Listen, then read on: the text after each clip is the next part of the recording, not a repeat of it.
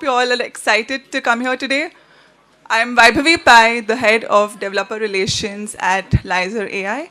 And on behalf of the entire team here, I extend a very warm welcome to all of you who have joined us today to celebrate the demo day of our shiny, brand new product, the Architect.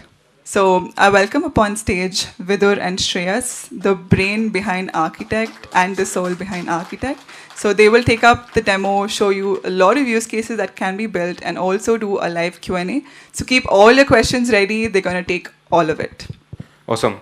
So hi everyone. Thank you so much for taking out the time on a Friday evening. We'll try to make the most of it in the next 30 or 40 so minutes. So a quick introduction. We have the team here. I am Vidur. I lead the product here at Lyzr, and I'm joined by Suyash, who is one of the product managers here at Lyzr. And then we have the architect behind Architect, who has been working day and night for the last so many months, and we are able to pull off something like this. And then actually let's give a round of applause for all the Lyzr team that's present here, who have been working relentlessly. Awesome. So we have got a good gist of what Lyzr is, what Architect is, and in the next 30 minutes, what we will try to do is build and showcase some actual use cases that we are playing around with since we have released Architect in the beta version. And the goal here is to understand the complete value addition end to end, right? How do we start from a pain point? How do we start from a problem statement? Who all can really use it? And how different personas can differently use Architect, right? That is the goal here. And honestly, we are just moving into our public launch. So the feedback and how different personas accept Architect is also super important for us, right? So we have a few use cases built here. We'll start with how we have the final application built, which is no longer really a wow factor. We have so many wonderful tools happening and being built out there. But the whole idea is that how this is powered by a complete agentic infrastructure in the backend, which can actually build these agentic workflows end to end, right? Okay, so we'll just get into this. What you're looking at is the LinkedIn post generator agent, right? Everyone hopefully posts on LinkedIn. Everyone is a power user of LinkedIn, Twitter, and social media. And this is a agent, or this is an agentic application in that sense, which we built using a single prompt, right? This is the final UI being built. Suyash, if you could just go to the plan mode. Yeah. Right. So if you look at my input prompt, it was, okay, create a LinkedIn post generator, which can create text and image for LinkedIn, and it should have all these tools connected that I want, right? And based on how Jitin just shared, right, that how it operates as a software engineer working with product managers, it is coming up with a detailed plan that, okay, this is pretty simple use case. We are starting off with thinking who should be building this and what is the right agentic orchestration, right? The whole point of building a plan or a PRD like of a plan here is that, okay, we are building these agents for the last 12 months for these enterprises, right? And we have great engineers who can build this. We have solution architects, but we really need to productize the skill of agent building. We have to productize the skill of agent architecting. And that is where we are bringing this step of planning, right? We'll quickly skim through all the other apps, and then let's go deeper into one by one and how the architecture is being built. So this is like a simple chat assistant, which is based on a website URL, right? The input prompt can be as simple as, hey, okay, I own a small business and I want a chat agent for my website, which can sit on the left bottom side of it, which knows everything about the website. Can we have a simple agent, simple prompt like this, and can a single tool do the job end to end? So this is a live example of that, where we went from a problem statement. The agent is able to crawl the website end to end by itself, build a knowledge base, and connect it with the agent, connect the agent with a UI, which is now ready to deploy, right? And now it's about how does this really become production level and how is it really important. So Shreyas, if you want to go deep into the application layer, into how firstly this is secure, how is it different, and how does it really add the value. All right. Let's the nerds take over this. Starting with the infrastructure part, right? So what basically happens is that, like what Jimmy has discussed, like we essentially started with something called as Lyzr Agent Studio. So what happens in that is we have essentially built the infrastructure, for example, for image, for tooling, for voice, all the infrastructure is already built. Now what Architect does is that it takes all of that infrastructure and combines it into a soup and actually builds the whole application for you, just from natural language to your complete application. Now, if you, Suyash, can you take us to the agents part? Yeah. Yeah, if you see over here, what essentially happened is that the moment the PRD generated a PRD saying that, hey, I want these agents to actually build my application. So what agent generator did is that it took that PRD and essentially created a chat agent, which if you open it, that directly opens on the Lyzr Studio platform. But the whole point of this is to give more control to the developers, right? Yes. Now, if you see, the moment it opened in the Lyzr Agent Studio, you see all the modules that are already available there, right? So you have knowledge base, you have data query, memory, voice agent, everything is now configurable just by your studio, right? So you have a control plane, which is your studio, and then you also have a beautiful app that you can essentially control and play around with it using the studio itself. So that is how you do the optimization part, but essentially the infra is provided by the studio, and then this is what gets built as an end product. We can also look at some other examples. We can go with the voice one, okay? So can you start the voice? Can you speak something, Suyash? Hello. Hello. I can only speak in English. I'm here to help. How can I assist you today? So essentially what you're seeing right now is we built the Sure. infrastructure for voice, Let's dive right? in. Can you stop What would it, you like please? to know or explore? All right. So, so this whole app was essentially built using the architect, right? And likewise we discussed. So we built the voice infrastructure also on the studio platform. So it uses the same voice infrastructure to actually come up with this application. So not only that, now what you can actually do is, can you open the studio again, please? Yep.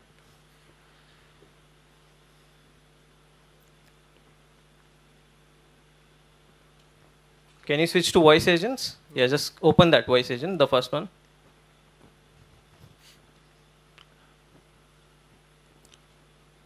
So as you can see, the agent is actually created on Studio, right? What you can also do is that now the same agent can also be connected to your phone number. So what essentially it means is that when, can you go to the phone section, please? Yeah. Go back.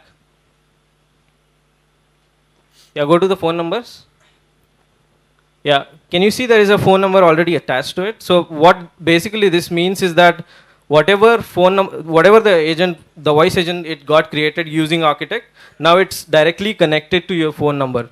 So now if I go ahead and call that number, I'm actually going to get a response from it. Hello.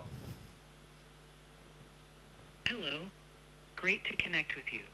How can I assist you today with Lyzr.ai or any questions you might have? Can you tell me about Lyzr? Absolutely. Lyzr.ai is a powerful enterprise AI platform that's designed to make it easy for businesses to build and deploy AI agents. It's got a no-code tool called the Agent Studio and also a developer SDK called the Agent API. But so you see how simple it is to actually create a voice agent also, just using Architect? But how does it really know about Lyzr, right? So yes, that's a very interesting question. So what happens actually in the behind the back is, so can you go to the app again, please? Yeah. So if you see, can you scroll up on the left side? Yeah, just a bit down. Yeah, just go a bit up.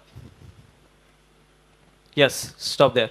All right. So what I prompted it is that, so I essentially told it to take Lyzr.ai and use that as a knowledge for answering questions, right? So the moment I put that prompt in, what it did is that it created a task list.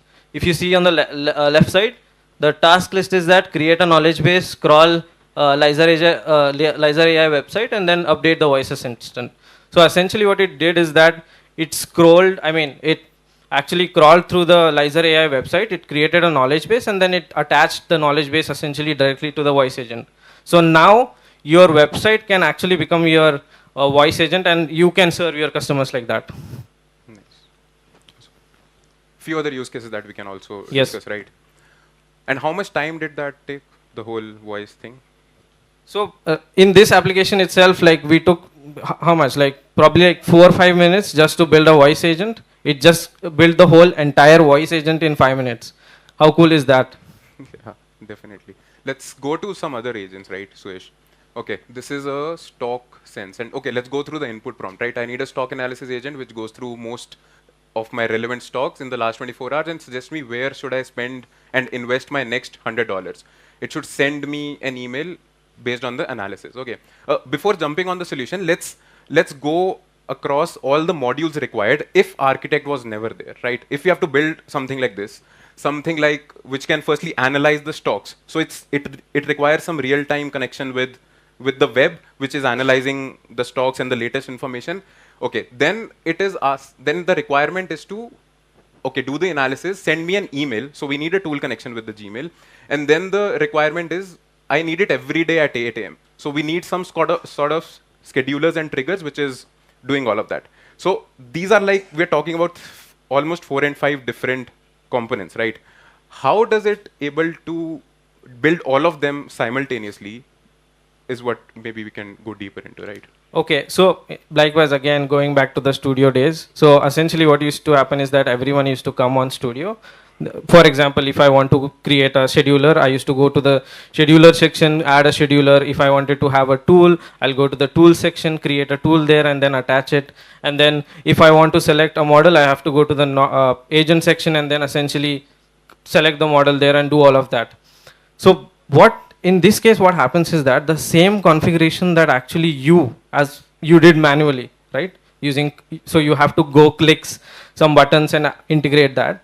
The same thing is essentially done by our architect. Now all the modules, the configurations that was provided, that directly goes in the JSON, and it essentially builds this application also integrated to the agents. Awesome.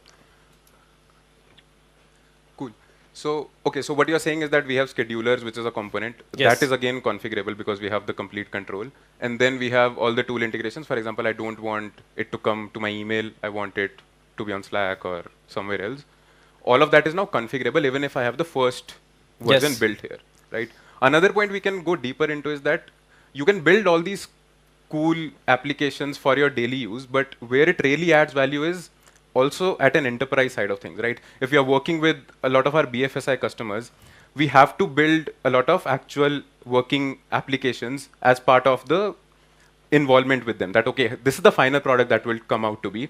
The time to go from a problem statement that we actually receive from our customers to a final product which is in their cloud, which is in their design system, which is 100% in their control, the time required to go from this to this point is easily reduced, is what I'm trying to point out here, right? Because the first level of agent architecture is solved.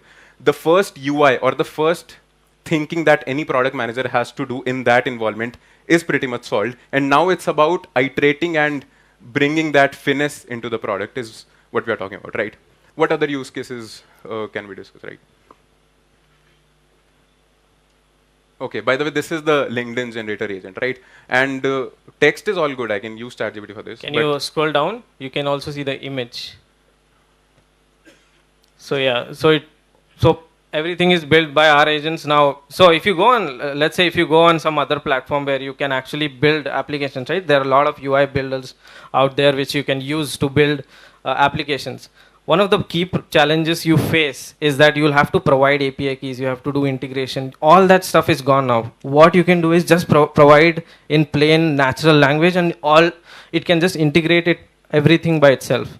And not only that, if you have noticed the workflow section, right? It looks like one of the famous workflow apps, right? Which is like NA10.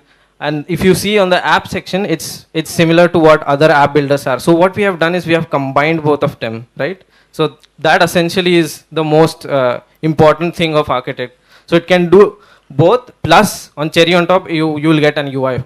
Yeah, but from a security point of view, if I'm using my agents, like if I'm using a Lovable or a Replit, I'm always procuring my own API, OpenAI keys, and I'm literally prompting it. So I was going through the public apps of one of the similar agent builders, and people have literally posted that, okay, use this API key starting with SK hyphen, and anyone can literally extract it, use it, do whatever they want to do. Even if that is not the case, we're not even talking about secrets management here. Because all the apps are built on React and White, anyone can look at your API keys through frontend itself. How are we solving that problem here? Okay, all right.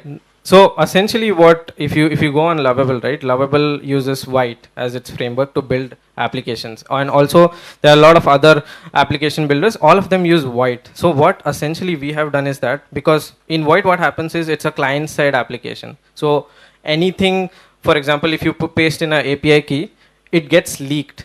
So now the biggest pain point what we have solved is that in terms of enterprise and security is that the application that gets built is built using Next.js. So it comes, so Next.js is a batteries included front end and back end framework. So everything is protected now. Yeah, assume there are many non-technical folks in the room. All right. Yeah. So yeah, so that is what essentially what it means is that now your apps are more secure. You don't have to worry about putting in API keys while building your applications. Okay. Sure. So by default, so again, let's talk about the studio part of it, right? So essentially what we do is that whenever you put in your application, we store your file in an protected folder. Let's say, so right now we use S3. So we use your own key. For example, whatever key when you logged in, so that time the token is generated, that same key is used with a secret. So even we don't know how to decode that secret and get the files actually. Only you have access to it. So, okay, all right. So coming to that part, security, right? So agents can misbehave. Lot of agents, if you say something, they might do something else. For example, if you have built a chatbot, if someone says that go hack NASA to it, that's probably not good, right? So essentially what we have is something called as guardrails, right? So what guardrails does is that, can you go back to studio again? Yeah.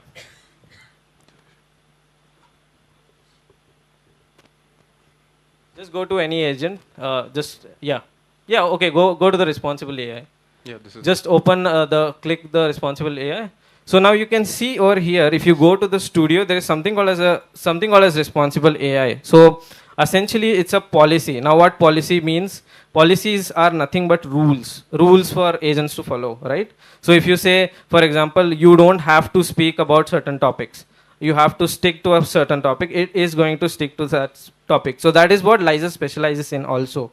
So essentially, the whole point of building the infrastructure was our agents, whatever are built in a responsible AI fashion, right? So it has guardrails, it has policies. So all that management is possible just via the studio itself. But when you talk about agents misbehaving, it's not just about the guardrails, right? It's about not adhering the instructions that it is supposed to in the right order, right? How do we really test that at scale before we have something in production? Okay, that's an interesting question. So we have something called as agent simulation engine. So what it does is that, for example, let's say you have built the app, right? Now you can't go and put in test cases. For example, I want to hack NASA is one. So it can be variety of prompts, right? So as a user, I don't want to sit and add test cases and actually make it run and improve it, right? So what we have done is we have something called as agent simulation engine. What it does is that it basically provides a simulated environment for an agent. For example, I have created an agent using Architect. What you can do is you can go to the simulation part, and the moment you run the simulation, what it does is that it understands the prompt that Architect has written and automatically creates test cases. It creates tool responses, everything it is done automated. And then once it does that, based on whatever tests it ran, it essentially also improves the agent itself. So it's a complete cycle that it essentially concludes in that simulation engine. Okay, interesting. let's go back to the architect side of things, right? What we are essentially solving is the build time and the accuracy of the first iteration that is being built. But everyone might not want to reinvent the wheel every time, right? If we have so much already that we have built, how is that knowledge being productized, right? How do we ensure that not everyone builds everything from zero? Right. So as Lyzr, we work with a lot of enterprises. Okay, we build a lot of applications for a lot of enterprises around different variety of verticals. Right. So what we did is that we have a lot of use cases that were built. So essentially, we took all of those use cases and gave it to architect. Now, what architect does is that based on knowledge what it acquired across these verticals, and while we were perfecting all our vertical agents, right, it takes all of that information and essentially uses that while building app.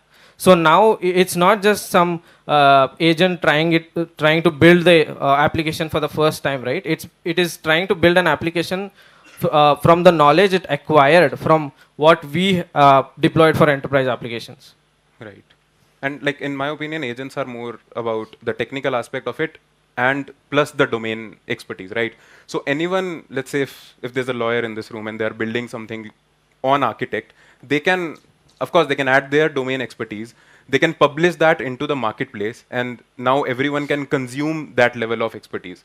If someone in an enterprise X wants to build something for CFO, they have a very good starting point right now, rather than going everything from scratch. So that really adds into our mission of democratizing agent building as the first thing, and also ensuring that we really raise the bar when it comes to consuming agents and the quality of agents that are being built.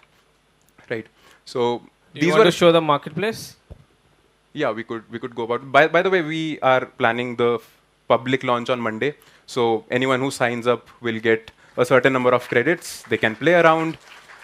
We are all very much reachable in terms of feedback, in terms of how you would like to use architect and how it does or does not solve your problems, right? So we are more than happy to listen that. But I think it's a good time to get more perspectives. We can get into that Q&A zone, understand what all people think. Let's get some questions. How, yeah.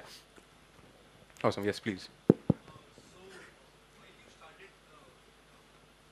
Yeah, we'll give you a mic.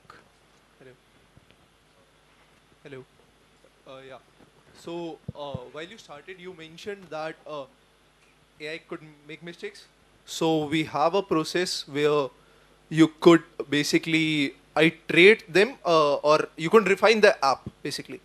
But I didn't see that it's mentioned that it's in anywhere that the plan can be iterative.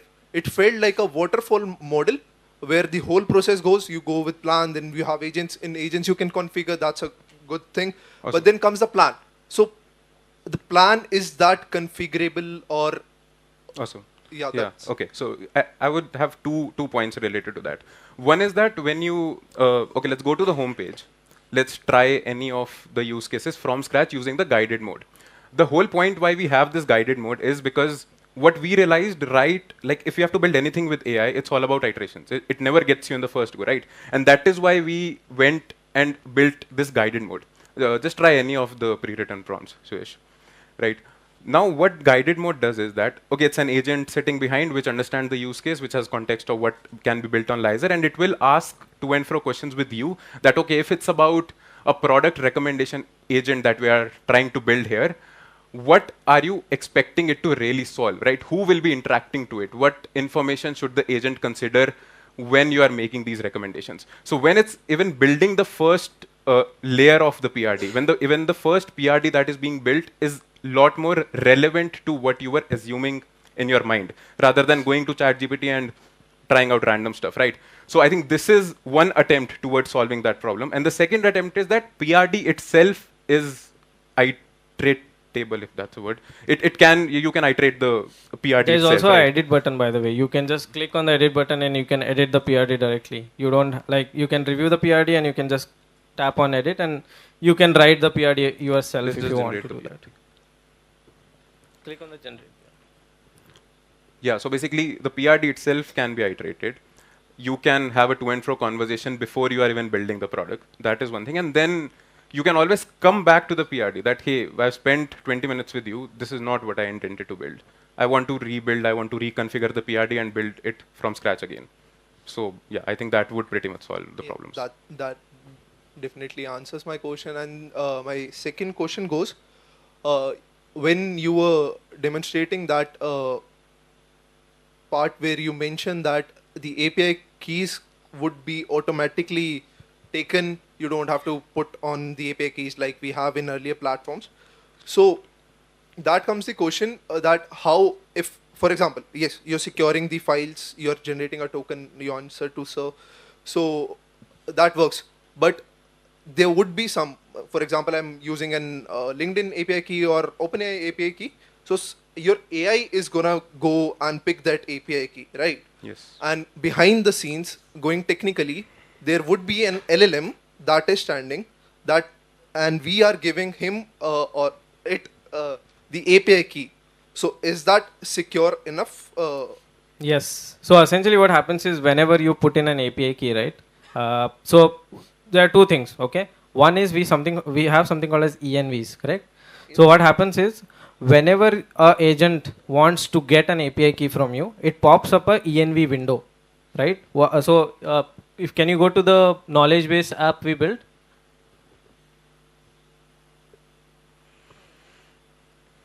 Or you can go to the voice agent. Just go to the voice agent. Go to the app section, please. Can you scroll up a bit? A bit more. Yes, stop. All right. So can you see the small this thing input box? So essentially what it does is that so anytime it wants to take an API key, right? You put your API keys there. So the LLM doesn't receive it. So it goes directly and gets pasted in your, so we use Firecracker micro VMs. So there is a place wherein it gets saved as an ENV and that gets mapped when it is running. So the LLM doesn't receive the API key. Okay, sorry, I confused myself because you mentioned that it's automatically taking the API keys. Yeah, that's all. Yeah. Congrats. Wish you luck for your product launch. Thank you. Yeah, just to add to that point, the need for API keys itself is a lot lower in this tool because we are model agnostic. All the models are present in the studio itself. The tool integrations are mostly available in the studio itself.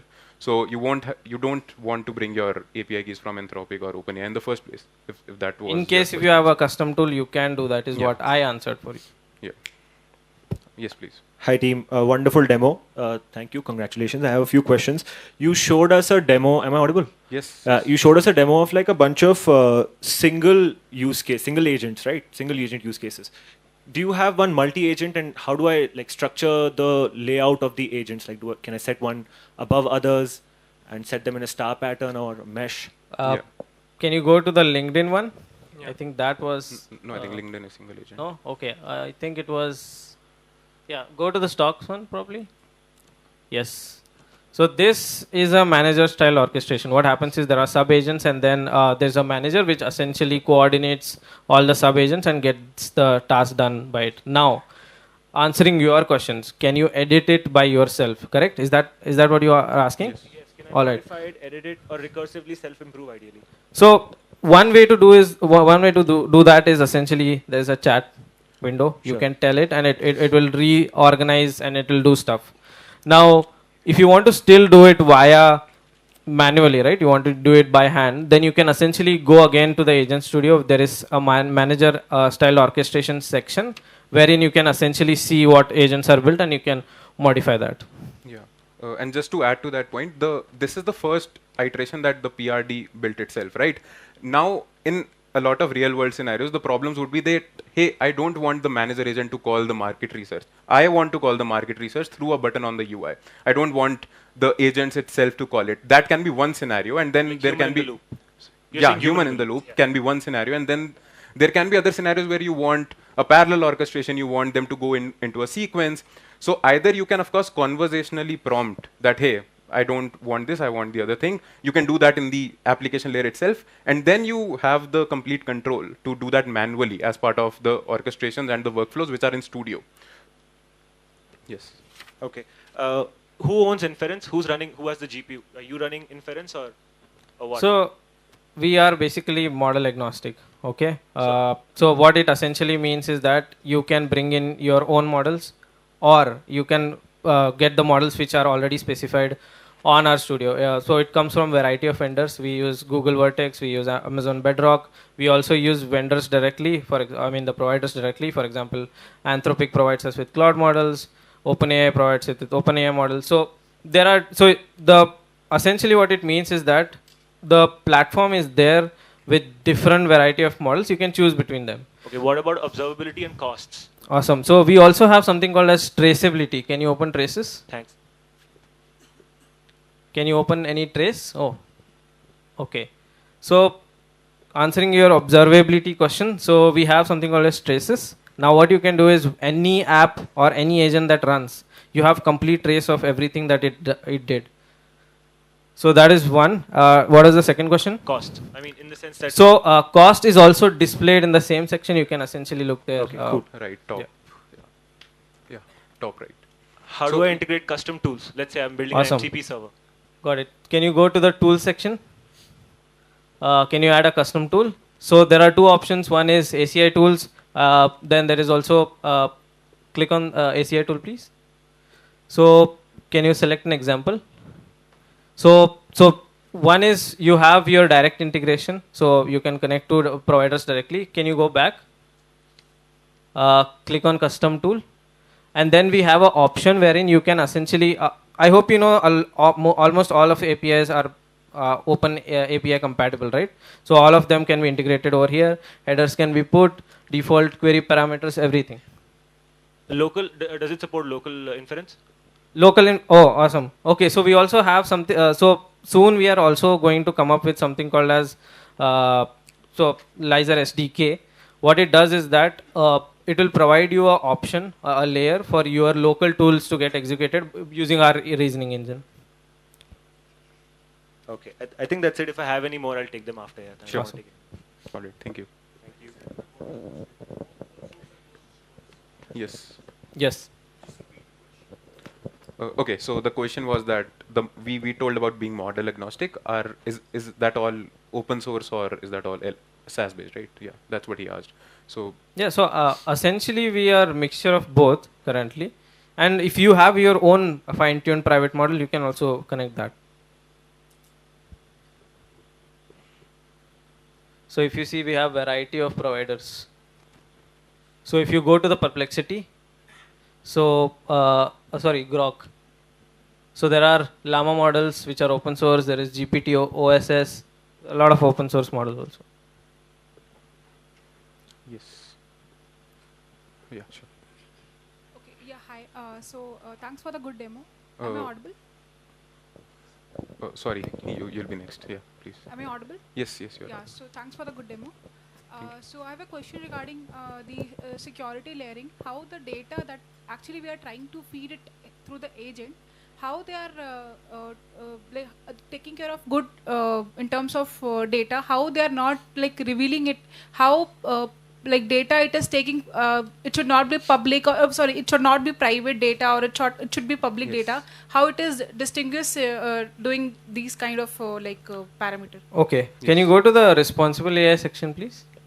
It is there. Okay, so we have something called as PII. So what PII means is that personally identifiable information. So we have a redaction system. What it does is that if you put something, for example, let's say credit card, or let's say your SSN number, it can be anything, right? Your Aadhaar, your social security. So essentially anything you put over here, the infrastructure is going to manage secrets for you. It will map it while it is coming back with, and once it is going inside the LLM call, it gets converted into a dummy data. Yes. Sure.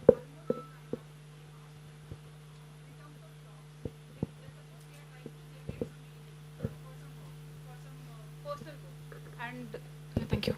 So we are trying to generate some agent for some personal work, and in between something got failed. It can happen, right? Ki something got failed. So how we are generating those logs, and from where we can see those logs information? Again, if we go to the traces section, right? So all the logs are available over here. Any failure is directly available over here. And also, we are going to have something called as agent improvement engine. So what it does is that whatever live agents that are running out in the wild, so all those gets tracked, and based on a learning policy, it automatically improves your agent based on whatever it is doing in the wild. Also, it should have some memory space, right? So Yes. how you are dealing with that memory? So in terms of memory, like, are you talking about agent learning in terms of that? That also, and the logs also, like it should not have the data 10 years older or something like that. So how you are maintaining that? So likewise I said, for example, in terms of logs, right, the pure logs that goes through in and out of the agent, that are all stored privately, securely, completely encrypted. That is what you can see over here. That answers your observability part, right, where you can see what failed, correct? Now what was your second question? In terms of memory, Right. In terms of memory, what happens is that we have different, so the whole infrastructure was built in a very modular fashion. So we have a memory called a structured collector, right? So what it does is that whenever any new information comes, right, so it automatically stored important learnings from it in the structured collector. Okay, yeah, thank you. And one last thing I wanted to ask, like, let's suppose if we wanted to integrate this agent, own agent with some third-party application, is it possible to do it via this? Yes. Can you go to the agent section? Open any agent. So we have essentially built a lot of agents. Yeah, just open that. Go. Can you click on the agent API top? Go to the inference section. Yeah, we'll rotate the API key, so don't worry about that. Got it. So essentially, this is where you get your API call. So you can just copy this and attach it to any of the third-party integration. Got it. Yeah, thank you, and all the best for your release. Thank you. Thank you so much. Yeah, I think she had a question. Solution for a query. We need multiple sub-agents, right? Yes. And for that, probably you would have some stock of already built, like pre-built sub-agents. Yes. Now, what if some user comes up with a query that already built Yes. sub-agent is not Yeah. available? Not available. Yeah. Yeah, it creates it. Yeah. So It creates Yeah. during runtime. The whole thing what got created here was during runtime. Like those sub-agents are also getting Yes. created during. Yes. You do one thing. Just go on the app and try it out. You will be able to see that Yeah. in action. these are So not these all pre-built. agents are getting generated on the fly. These are not based on learnings. Okay. Yeah.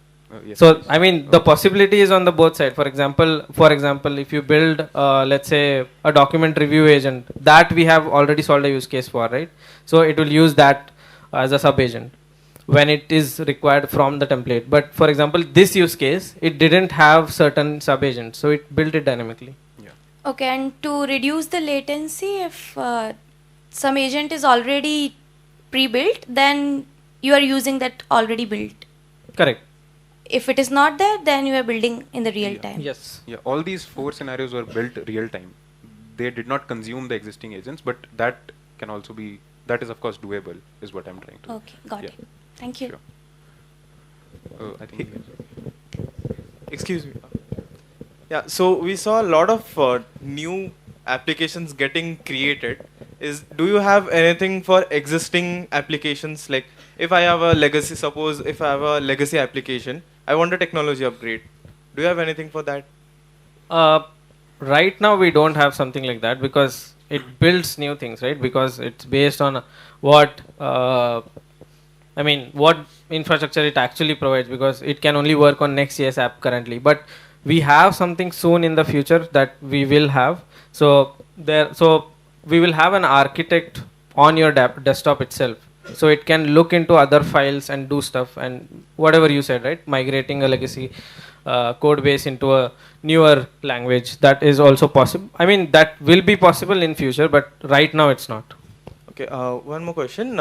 So right now, if I want to go and get the application, like all the files, whatever it created, I cannot do it Can you go to the app section?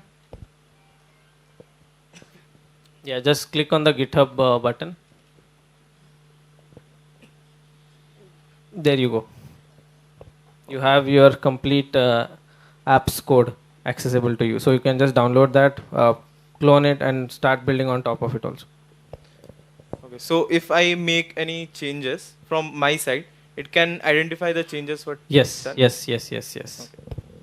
Hi, am I audible? Yes, yes, you were right. So, it is going to consume too many tokens, right? So I want to understand that architect is solving the token optimization with the LLMs, or it is like the same way we are prompting the LLM on ChatGPT or any cursor or some like that.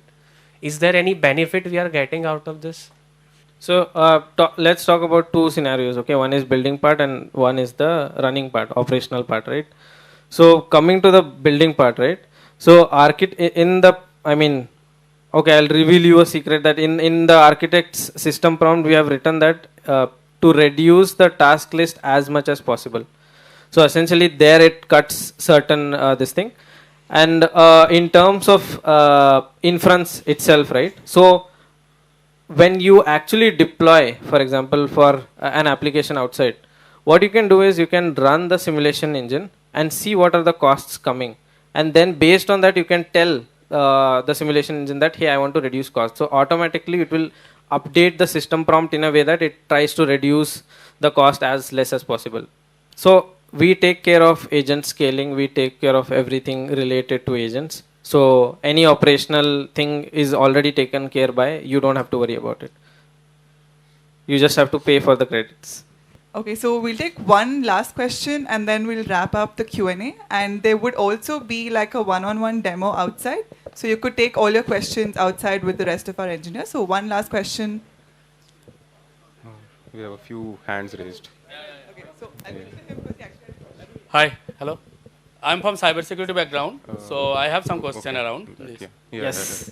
So this platform, do you have DLP, those type of thing inbuilt natively? Are you talking about DLQ? DLP, data loss protection, or anything? Yes, this type yes, of sort. yes, yes. So in terms of data loss protection, right? So that again comes from our infra side of things, right? So You we take care of that. What? You take care of that. Yes. We completely take care of that on the infra Plus, side. security operations center, can they integrate you as like if any threat comes, can I see what is going on, or active attack is like that? Yes, using the trace module, right? You can see all of that. No, not trace only. Build Like agent say for active attack using valid user doing something funky thing, or maybe deleting my files and all. Can Yes, I build agents, build use cases using. can I get threat detection of those things?